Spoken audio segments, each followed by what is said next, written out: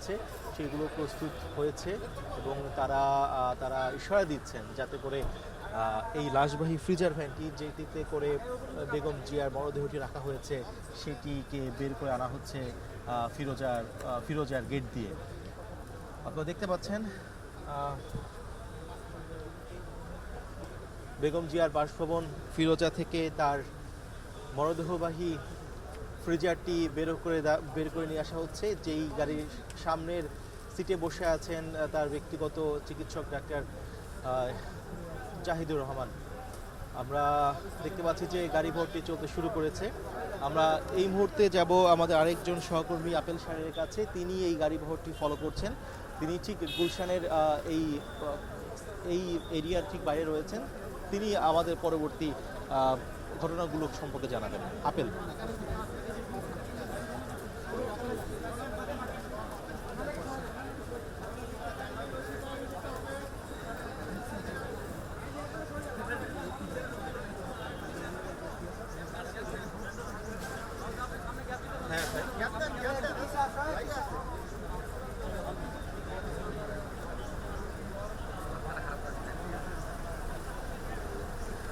সাগর সাগর এটা না এই সাগর এই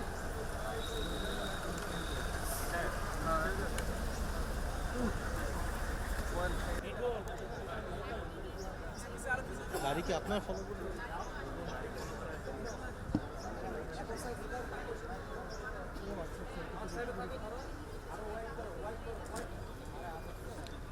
আমরা এই মুহূর্তে দেখতে পাচ্ছি যে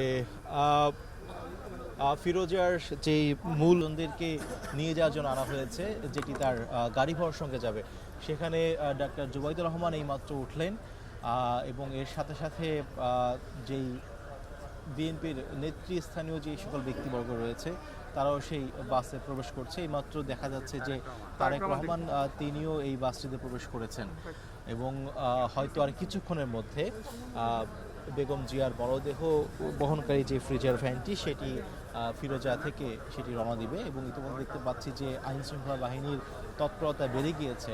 তারা রাষ্ট্রীয় যেই সম্মান প্রদর্শনের মধ্য দিয়ে যে তাকে সমাহিত করা হচ্ছে তার যে একটি প্রক্রিয়া, সেই প্রক্রিয়ার নিয়ম অনুযায়ী রাস্তার দুপাশে দুটি সাদা দড়ি তারা ধরে রেখেছেন এবং এইটির মধ্য দিয়ে মূলত তার সেই লাশবাহী যে ফ্রিজারটি সেটি এখান থেকে বের হবে। সকাল 9:15 এভারকেয়ার হাসপাতাল থেকে বেগম জিয়াকে নিয়ে আসা হয় এই ফিরোজাতে এবং প্রায় পৌনে 2 ঘন্টা পর্যন্ত তাকে এখানে রাখা হয়েছে। এখন 11টা বাজে এবং আমাদের জানানো হয়েছিল যে 11টার সময় তাকে আবার নিয়ে যাওয়া হবে তার জানাজা এবং দাফনের উদ্দেশ্যে সেই মানিক মে এভিনিউয়ের দিকে। তো ইতিমধ্যেই এখানকার যেই আনুষ্ঠানিকতা সেটি শুরু হয়েছে। আমরা দেখতে পাচ্ছি যে বেগম জিয়াকে বহনকারী যেই ফ্রিজার ভ্যানটি রয়েছে, যেটি পুরোটাই মূলত বাংলাদেশের পতাকার রঙে সজ্জিত করা হয়েছে, সেটিকে দেখা যাচ্ছে। সেই ফ্রিজার ভ্যানটি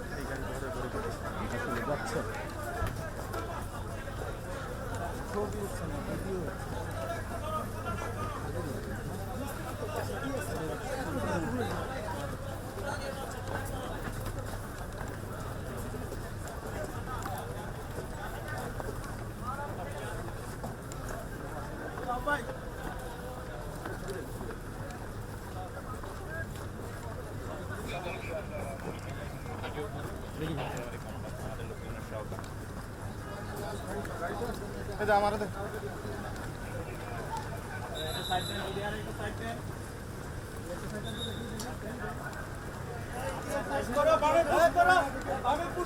ব্যাগ সাইডে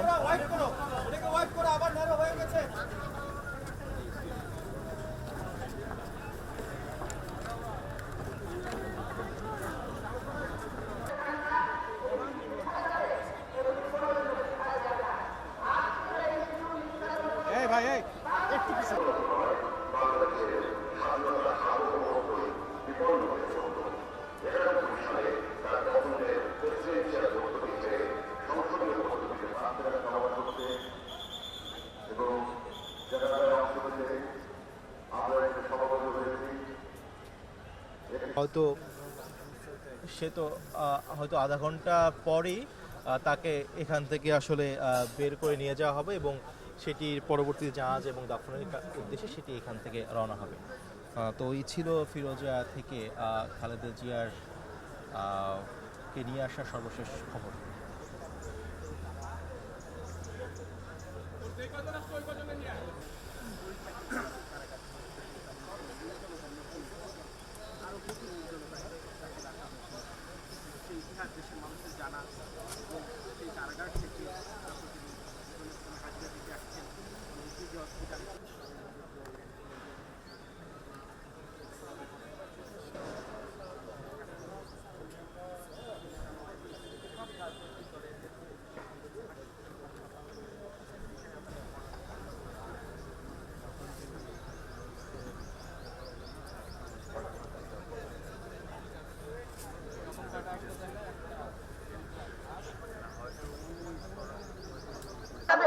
এগুলি কোনোদিনে বৃথা যাবে না। আজকে যারা এই জুলুম নির্যাতন করছেন তাদের তো এদের মতো একটি চোখের পানি ফেলতে। তিনি এক নিঃসঙ্গ শেরপা। এরশাদের স্বৈর শাসনের বিরুদ্ধে সত্য রাজনীতিতে এসে তিনি গণতন্ত্রের প্রশ্নে অবিস্মরণীয় ভূমিকা রেখে ভূষিত হলেন আপসহীন নেতৃত্ব।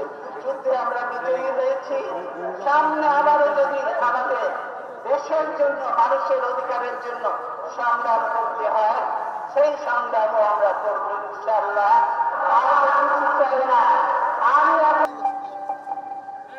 এরশাদের স্বৈর শাসনের বিরুদ্ধে সত্য রাজনীতিতে এসে তিনি গণতন্ত্রের প্রশ্নে অবিস্মরণীয় ভূমিকা রেখে ভূষিত হলেন আপসহীন নেতৃত্বে। 2007-এর 1/11 দুঃশাসনের কালেও আপসহীন